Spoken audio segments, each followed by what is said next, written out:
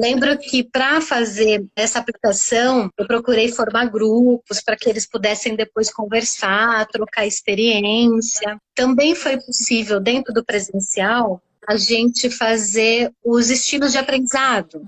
Fizemos ali o teste para mapear um pouquinho, ter um norte. Eles puderam fazer um mapa mental e apresentar para a turma. Então, juntou o grupo que saiu mais visual, mais sinestésico, mais auditivo, e fazer eles perceberem que eles podem ter uma tendência ali maior para aquele perfil, mas que o grande diferencial é como ele pode se desenvolver com todos, né? E ser mais atento ali na aula do professor, dar esse feedback para o professor também, como foi o resultado do aluno.